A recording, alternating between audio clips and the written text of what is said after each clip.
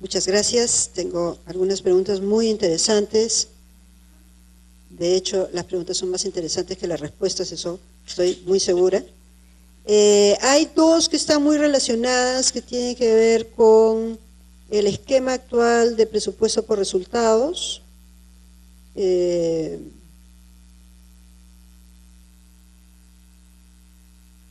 ¿Cuánto tiempo tengo para responder 5 eso? minutos. No, entonces la respuesta corta.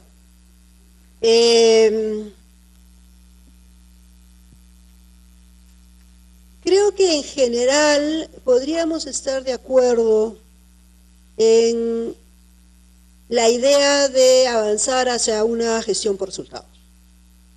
Que la nueva administración pública, digamos, que para nosotros, que ya no es nueva, pero para nosotros es todavía nueva, tiene ese mensaje, ¿no? Vayamos hacia una medición de resultados, una asignación de recursos por resultados, una evaluación de los resultados que queremos obtener. Y ese es un paso de reforma del Estado que nos parece, en general, creo, hay un consenso sobre la importancia de hacer un esfuerzo en ese sentido. Entonces, eso como principio general. En ese marco, el presupuesto por resultados es un instrumento. Y la dificultad que yo veo en la forma en que está operando actualmente es que de alguna manera, y es una hipótesis que yo tengo, de alguna manera el instrumento está haciendo, orientándose implícita o explícitamente hacia un control macro de decisiones micro. Poner la decisión micro en el nivel micro me parece absolutamente esencial para que haya flexibilidad en la gestión, para que la política de asignación de recursos sea consistente con la descentralización y para que el mecanismo de asignación de recursos sea consistente con el aseguramiento. Vamos a hablar más tarde, entiendo, en la sesión de la tarde, en cuáles son esos mecanismos que mejoran la eficiencia del gasto a través de mecanismos de pago. Y el principio, uno de los principios fundamentales de los mecanismos de pago y cómo introducen incentivos hacia la eficiencia en la operación, es que el gestor tenga márgenes de flexibilidad para la gestión. La pregunta es si no podemos hacer más con un instrumento de presupuesto por resultados para recuperar ese margen de flexibilidad de la gestión en el operador micro del servicio. Esa es la respuesta corta. Tengo también una pregunta muy interesante respecto a, dice,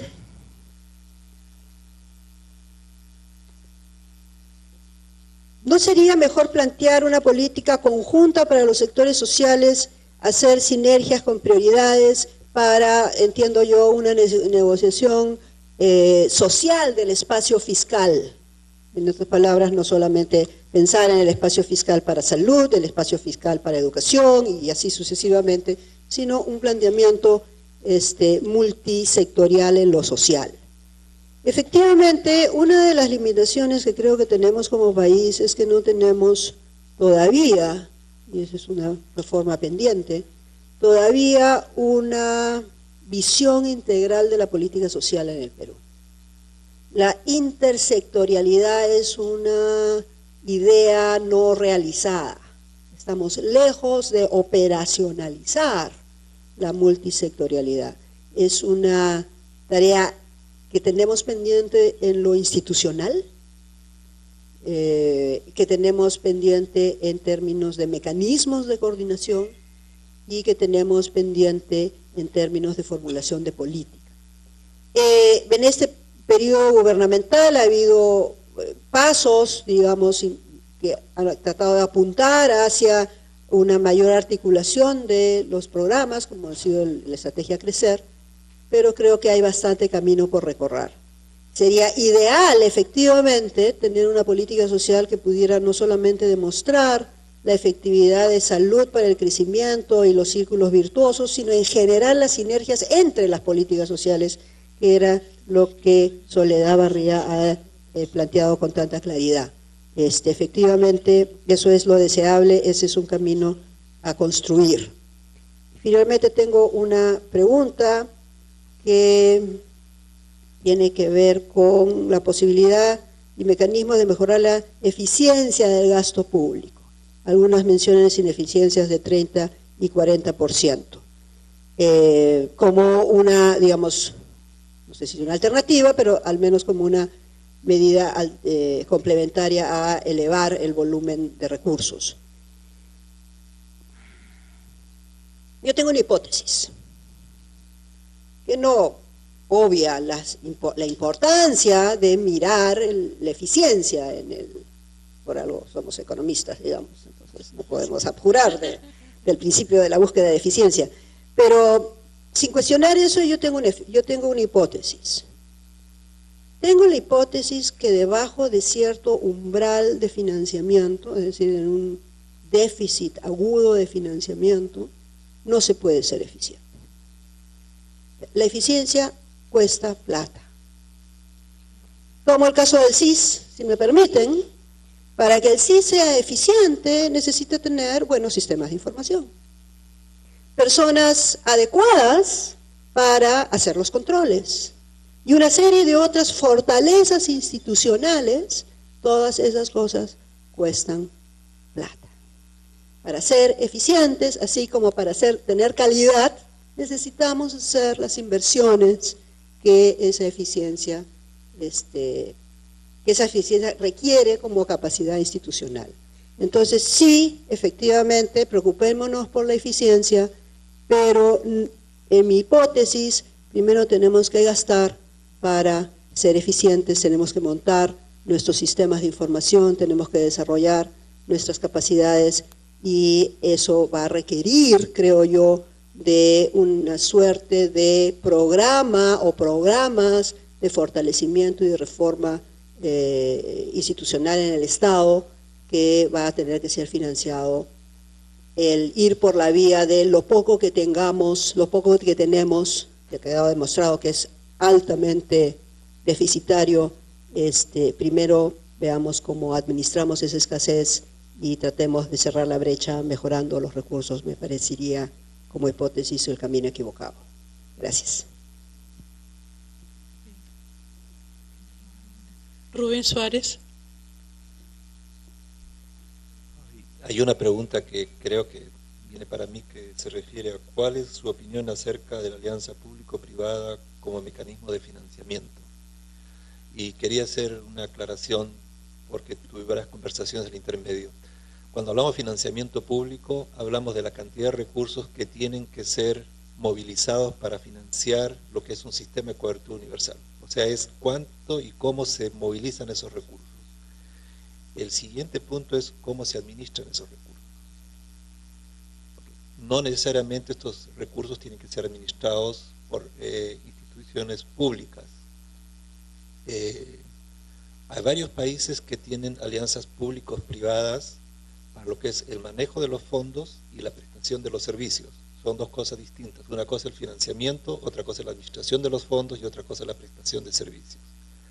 Cuando nos referimos al 6% del Producto Interno Bruto, nos referimos de financiamiento público, nos referimos a cuántos recursos públicos necesitan movilizarse para poder financiar sistemas de cobertura universal. Tomemos la experiencia de varios países de América Latina, o de América, empezando por Canadá. El financiamiento es público, la gestión público mandatorio a nivel del gobierno central, es administrado a nivel provincial y los proveedores de servicios son instituciones privadas sin fines de lucro. ¿Okay? O sea, el financiamiento público total es alrededor del 8%, está administrado por 12 fondos provinciales. Estos 12 fondos provinciales manejan los recursos, pero toda la prestación de servicios en Canadá está hecha por instituciones privadas sin fines de lucro. Bajamos a Costa Rica, estamos hablando de un gasto público alrededor del 4.5 a 5% del Producto Interno Bruto. ellos han hecho un proceso de centralización de la parte del manejo del fondo de aseguramiento, que es un fondo único, y han creado una especie de cooperativas de prestación de servicios. Los hospitales son organizados en cooperativas y tienen contratos de gestión con el fondo de aseguramiento, con la Caja del Seguro Social de Costa Rica, con estos hospitales como instituciones separadas, con los cuales tienen compromisos de gestión por la prestación de servicios. En todo lo que es construcción hospitalaria, por ejemplo, muchas de las alianzas público-privadas dentro de los sistemas públicos tienen que hacerse con las cuestiones de inversión. En varios países, Inglaterra, en las islas del Caribe, lo que se está haciendo es hacer alianzas público-privadas en el sentido que se les garantiza a inversores privados la construcción de hospitales con la idea de que el sistema público va a comprar servicios de estos hospitales. Entonces el consorcio privado construye los hospitales, maneja los hospitales y el sistema público decide que va a darle una cantidad de servicios. Pero estos son los sistemas más avanzados que tienen sistemas de gestión de varios mecanismos de buscar fuentes de financiamiento. Entonces, en términos, resumirles un poco, había mucha resistencia a pensar de que, primero, todo el financiamiento de los sistemas tiene que ser público. Los sistemas de cobertura universal son públicos, fundamentalmente. Después, ¿cómo se administran? Los experimentos que hemos tenido en la región, que es el caso de Colombia con administración privada de los fondos de aseguramiento, y el caso de República Dominicana con administración privada de aseguramiento, creo que van a ser presentados en la tarde. Voy a referirme al caso de República Dominicana, que es el Fondo de la Seguridad Social, se convirtió en un fondo de la tesorería pasa los fondos a una administradora de riesgos de salud, son privadas. Estas administradoras de riesgos de salud ofrecen un paquete básico y lo contrata con empresas prestadoras de servicios, muy parecido a lo que hacen en Colombia. Entonces ahí el financiamiento que va al fondo es un financiamiento público. Quien administra el fondo son las ARS, que son de carácter privado con fines de lucro. Quien presta los servicios son las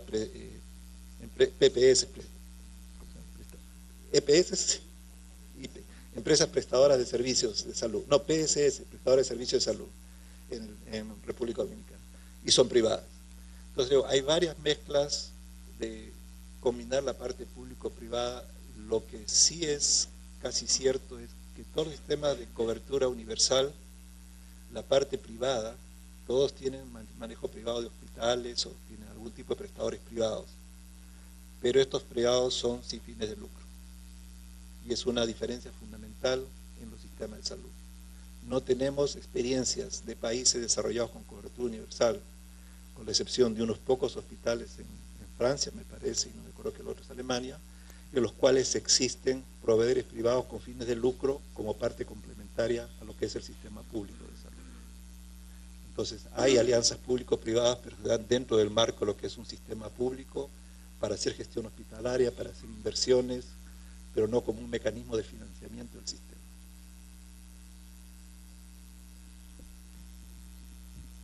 Pablo Casali.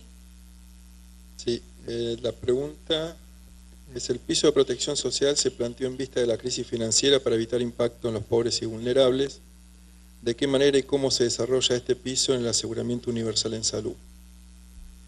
En principio, si bien la iniciativa del piso básico de protección social nace con la crisis financiera económica global, no es cierto que es producto de la crisis, la necesidad de fortalecer la protección social de todas las poblaciones de cada una de las sociedades, sino que hemos visto que el desarrollo de la seguridad social tradicional, al menos en la historia reciente, ha sido insuficiente y todavía existen grandes brechas en materia de cobertura en todos los subsistemas de la seguridad social. Digamos que la crisis ha servido para nuevamente poner de relieve la importancia de los sistemas de protección social, como habíamos dicho, colchones sociales o políticas también anticíclicas para frenar los avances adversos de la crisis económica y financiera. ¿De qué manera podemos articular entre el concepto, la conceptualización de este piso y la Ley de Aseguramiento Universal en materia de salud? Recuerden ustedes que la iniciativa tiene 4 garantías: acceso universal en materia de salud, protección a los niños, protección a los desempleados y discapacitados y protección a los adultos mayores. Si el Perú, a través de la Ley de Aseguramiento Universal en materia de salud, iguala ¿no?, la cobertura de salud que brinda la seguridad social tradicional, mucho mejor. Es decir, más que un piso va a ser considerado como el acceso igualitario y equitativo a una cobertura de salud igualitaria. En todo caso, donde deberá trabajarse, porque esta iniciativa del piso básico de protección social es parte integrante de una estrategia de desarrollo nacional, en uno de los componentes que refiere a la asistencia a los desempleados, aquellos que tienen ingresos insuficientes, y cómo articular coordinadamente con políticas públicas o políticas activas de empleo. Es decir, de qué manera mejoramos las capacidades laborales y por lo tanto mejoramos la empleabilidad, ¿no?, de grandes sectores de la población o que bien están en la economía informal o bien no tienen ningún tipo de trabajo.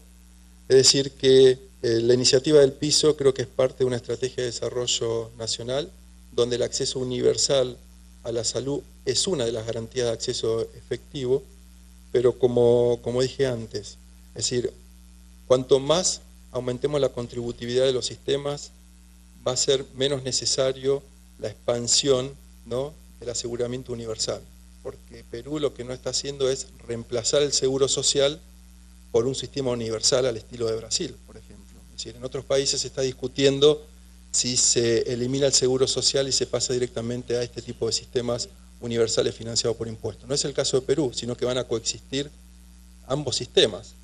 Entonces, ¿de qué manera? Porque una cosa es darle acceso a salud, pero las situaciones o las necesidades de protección fuera de la salud siguen existiendo. Entonces, ¿de qué manera promovemos ese salto de determinadas condiciones de pobreza, pobreza extrema? Hoy sí, a través de esta nueva ley de aseguramiento con acceso a salud, pero todavía con carencias en función de otras coberturas de la seguridad social, ¿no? Y ahí tiene mucho que ver el tema de estas políticas activas de empleo, estas políticas activas de reinserción laboral y de mejoras en la empleabilidad de los distintos sectores de la población. Muchas gracias. Gracias. María Soledad Barría. Gracias. Bueno, hay muy interesantes preguntas. Hay dos que tienen que ver con Chile y dos más generales. Lo primero dice: en Chile la participación del sistema privado en algunas acciones, ¿han permitido esto o no? Por supuesto, hay una gran cantidad de acciones sanitarias realizadas por instituciones privadas. Es decir, los privados participan tanto en el manejo del fondo, de los fondos de aseguramiento, que son las ISAPRE, ¿no es cierto?, que manejan la parte como del financiamiento, esta parte de seguro, como en la parte de la provisión para las personas que están en esos fondos privados por una parte, y por otra parte que venden servicios a personas que tienen seguros, por ejemplo, en el sector público, y tienen ya sea seguros complementarios y por lo tanto tienen más posibilidad de libre elección adquiridos, digamos, en el sector privado. Es decir, hay una mezcla y de hecho el sector privado ha crecido de una manera muy importante en Chile, más allá de lo que uno podría deducir de la disminución de las personas que tienen aseguramiento privado. Hay una entrega de prestaciones que probablemente va bastante más allá, y probablemente con el cambio de gobierno esto se incremente. Hay todo un sistema para asegurar la calidad, que no me voy a meter, la reforma también esto lo consideraba, hay una superintendencia que una parte se ocupa de los prestadores, entonces para ir homologando calidad tanto de lo público como lo privado. Hay bastante acción privada también en temas poco desarrollados como la parte de salud mental o la parte de los cuidados de los mayores, en que hay un desarrollo de prestadores privados todavía por insuficiencia también en el sistema público. La otra pregunta dice: ¿por qué Chile es tan desigual? ¿Qué impide un pacto social efectivo? Esta es la pregunta del millón en Chile. Yo creo que todos nuestros países latinoamericanos, desgraciadamente, en Chile, si uno ve, hay análisis de la curva de Gini desde los años 50 en adelante. uno ve que se produjo la gran incremento de la desigualdad, se produjo posterior a la crisis del año 80, en la dictadura militar. Hubo ahí una crisis tremenda que llevó a 60% de la población a la pobreza, y hubo, posterior a eso hubo una recuperación de toda la parte de lo financiero, una ayuda estatal para lo financiero, pero ahí es donde se produce el desequilibrio, por así decir, de mayor incremento de la desigualdad. Y posteriormente, la verdad es que en estos 20 años de democracia, lo que hemos podido hacer han sido ajustes a un modelo y cambios, yo diría, sobre todo en el último tiempo, desde el 2000 en adelante, cambios más sustantivos del modelo que apuntan a una mejoría en la igualdad. Pero la verdad es que en nuestro país, por ejemplo, mediante el crecimiento que fue posible por justamente las políticas de los gobiernos democráticos, se ha podido, una parte importante de la población ha podido salir de la pobreza. Hemos bajado de arriba del 40% al 14,5% el número de pobres, los indigentes han disminuido, pero todo el país ha mejorado su condición, pero la desigualdad también se ha mantenido o ha seguido aumentando. Por lo tanto, se produce en determinado momento, pero lo cierto es que no hemos sabido tener las políticas ni el acuerdo social, el pacto social efectivo que se plantea aquí, no hemos tenido la fuerza política para poder realizar. Yo quiero señalar que la igualdad no es un bien necesariamente apreciado por toda la sociedad. Hay, como lo refleja por lo demás, los cambios políticos en muchos de nuestros países. Bien, hay otros dos más generales. Uno es que dice que la tendencia en el mundo es socializar la medicina con financiamiento fiscal y un sistema único de salud en convivencia con la seguridad social universal, independientemente del estatus económico-social imperante. ¿Cómo lograr la decisión política que posibilite lo señalado? ¿Y cuánto valor le asigna la participación de la población? Bueno, yo creo que en mi intervención yo lo manifesté. A mí no me queda claro que el mundo vaya hacia esa solidaridad que parece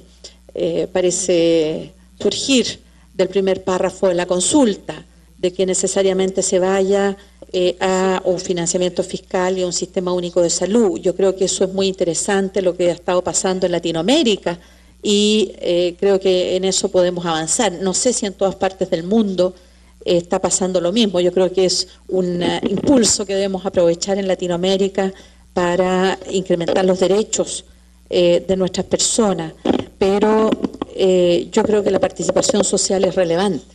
Es muy importante la participación de los partidos políticos, de las distintas instancias de participación, incluso en lo local. Estamos con problemas. No haré más comentarios. Ya.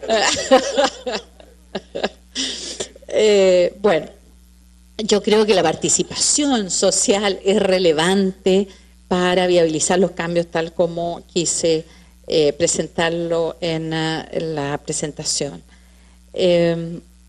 Dice la sostenibilidad. ¿Esta era la otra? La sostenibilidad se basa en que la sociedad que se aspira a construir, en el caso del aseguramiento universal de salud, significaría construir un sistema de protección social que reivindique el derecho a la seguridad social.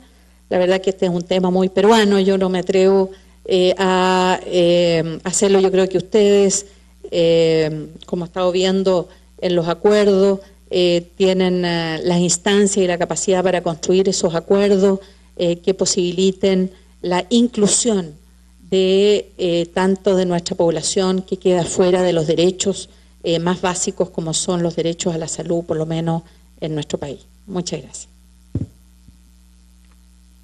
Vamos a pasar a una segunda ronda de intervenciones, teniendo muy en cuenta cómo este tema de factibilidad económica rápidamente tiene que ver con un tema de viabilidad política, tiene que ver con un tema de pensarse como país en largo plazo. También conocer de que en el país, por ejemplo, no tenemos una propuesta de política industrial. O sea, estas carencias no son solo sociales, son también de orden económico y afectan a la sociedad en su conjunto, ¿no? La dificultad de pensarse en el largo plazo. Bueno, comenzamos con Midori y seguimos en el mismo orden. Esto no lo tocamos. Muchas gracias, Margarita, por la oportunidad. Yo quisiera plantear la pregunta de ¿cuál es el valor público de una política pública? ¿Cómo evaluamos si una política pública tiene valor? Y para esto, digamos, los teóricos plantean que hay que hacer tres miradas, ¿no? Una mirada hacia afuera, que es, ¿esta política pública tiene valor para alguien?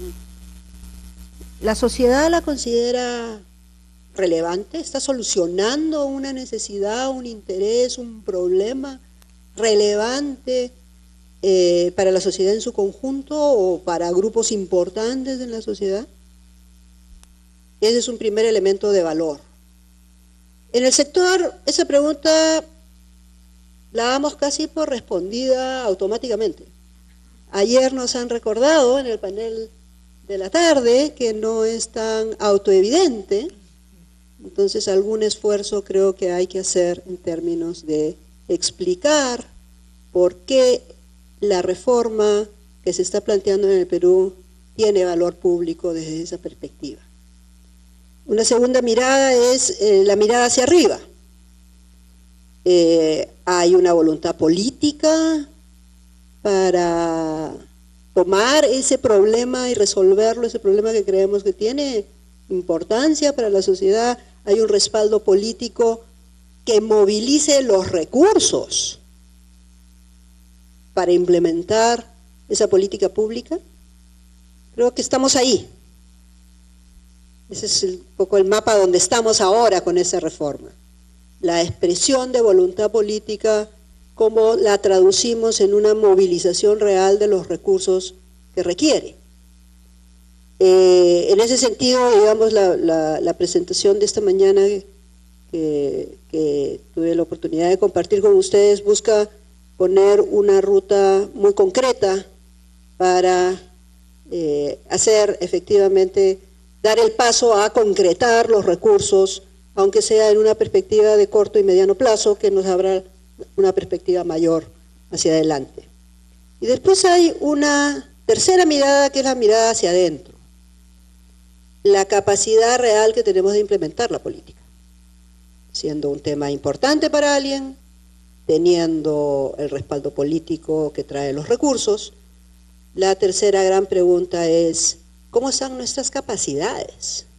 ¿Cómo está nuestra capacidad de implementar la política que tiene que ver con cómo organizamos el financiamiento, no solamente cómo lo movilizamos al sector, pero cómo lo organizamos en términos de administración de riesgos y después de compra de servicios, cómo esa compra de servicios introduce incentivos hacia la eficiencia, tanto asignativa, que significa comprar, entre comillas, lo que se debe comprar en el lugar que se debe comprar, como una eficiencia operativa, que es el que presta y organiza el servicio como lo hace en la forma más eficiente posible. Y esto nos lleva a la otra gran reforma, que es en el Perú, creo yo, la reforma de la prestación. No podemos pretender hacer una reforma de cobertura universal si no miramos largamente nuestro aparato prestador. Y no hablo solo del subsector público, hablo en general de los prestadores públicos, los prestadores en el sistema, nuevas modalidades de gestión, y en el caso, y en particular diría yo, una reforma del primer nivel. Necesitamos una reforma, y con esas palabras, una reforma del primer nivel, donde los incentivos sean reorientados a que los recursos vayan al primer nivel y no entren al primer nivel como un mal necesario y a ver en qué momento salen a los niveles hospitalarios. Entonces, solo quiero plantear eso desde esos 3 puntos de vista y una convicción final, que es lo que hemos avanzado en términos de fijación de algunas ideas que están plasmadas en la Ley Marco de Aseguramiento Universal. En mi concepto, son lo suficientemente potentes, seguramente incompletas, insuficientes, pero lo suficientemente potentes para servir como una locomotora de las reformas que queremos ver en los próximos años. Gracias. Pablo.